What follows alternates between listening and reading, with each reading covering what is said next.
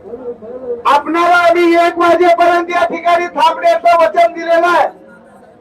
आता 12:30 वाजलेले आहेत, 12:32 झालेले आहेत।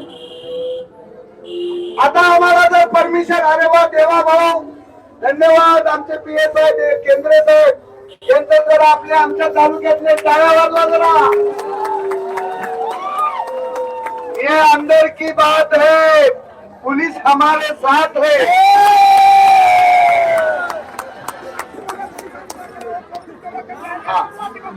त्याच्यामुळं आता तुम्ही किती जरी बंदोबस्त लावला आणि किती जरी फायरिंग केली तरी आम्ही आता 1च्या नंतर तुमचं ऐकणार नाही। आमच्या साष्टांग दंडवत लोटंगण मोर्चाला बरोबर 1 वाजता सुरुवात होईल।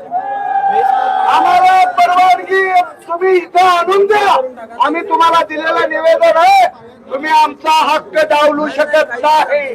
पोलीस प्रशासनाला पुन्हा एकदा हात जोडून विनंती का तुमच्यासाठी एकदा इतर लोटांगण घालून तुम्हाला प्रार्थना करावी। घोषणा होत्या ज्यांना गेल्या तात्कालिक सरकारने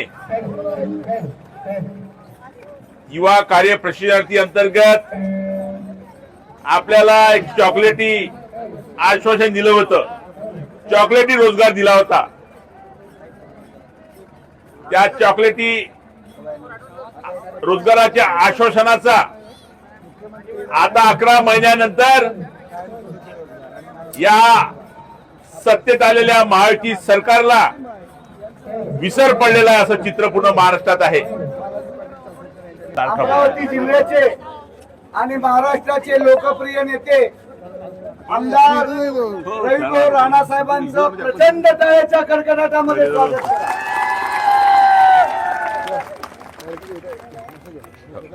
आणि सर्व आले पाहिजे, थोडेसे मागे वा, मागे वा थोडे। बरोबर आहे सर, खाली उतरू आपण सर, खाली आता येत। हा बस बस चला, ओके आता सर भाऊ या सोयी समोर मागे वा, चला या चला या। हो हो पाठीमागून यायले 36 जिल्ह्यातील सर्व पोरं आले।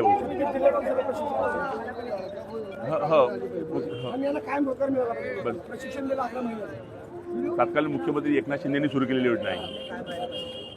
1 मिनिटात आमचं जरा सविस्तर सांगतो, 1च मिनिट। महाराष्ट्र राज्यामध्ये विधानसभा निवडणुकीच्या अगोदर लाडका भाऊ योजना आणली। मुख्यमंत्री प्रशिक्षण योजनेच्या माध्यमातून 1,75,000 प्रशिक्षणार्थ्यांना प्रशिक्षण दिलं। आता यांचं प्रशिक्षण 6 महिन्याचं आंदोलन केल्यानंतर 5 महिने वाढलं, 11 महिन्याचं झालं आणि आता 2 महिने झालं यांचं प्रशिक्षण संपलं। आम्ही एकूण 18 आंदोलनं केलेले आहेत। अधिवेशन चालू झाल्यापासून आम्ही नागपूरमध्ये ठेया मांडलेला आहे। पण आपलं राज्य सरकार, या सर्व युवकांनी आपलं राज्य सरकार निवडून आणलेलं आहे। मी पण भारतीय जनता पार्टीचाच कार्यकर्ता आहे, पण आपलंच सरकार आपल्याच लोकांचा विचार आता सध्या करत नाही, अशा प्रकारचा संदेश सर्व दूरपर्यंत चाललेला आहे। त्यामुळं आपण पण भारतीय जनता पार्टी महायुती सरकारचे सपोर्टेड सदस्य आहात। आपण या महाराष्ट्रातील युवकांना रोजगार लाडका भाऊच्या माध्यमातून मुख्यमंत्री योजनेची होती, याला पूर्ण पाठिंबा देण्यासाठी आलेला आहे।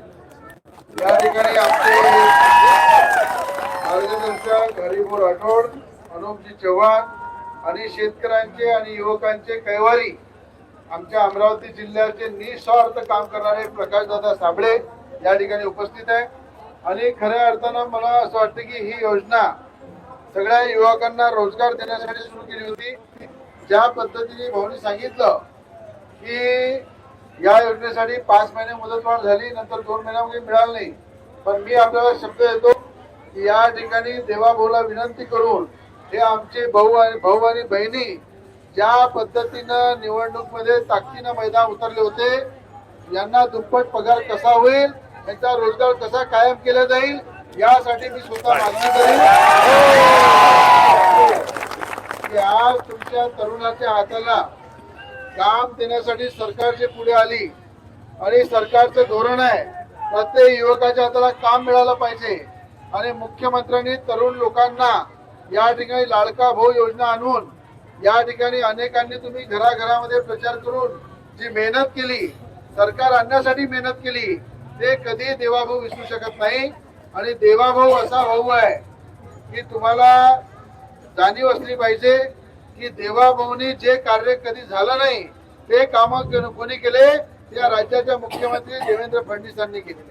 म्हणून हे तुमची मागणी त्यांच्या कानापर्यंत पोहोचणं, तुम्हाला न्याय मिळवून देणं, जसा या ठिकाणी प्रकाशभाऊ साबळेंचं कर्तव्य आहे, चव्हाण साहेबांचं कर्तव्य आहे, राठोड साहेबांचं कर्तव्य आहे, त्याच पद्धतीनं माझं सुद्धा कर्तव्य आहे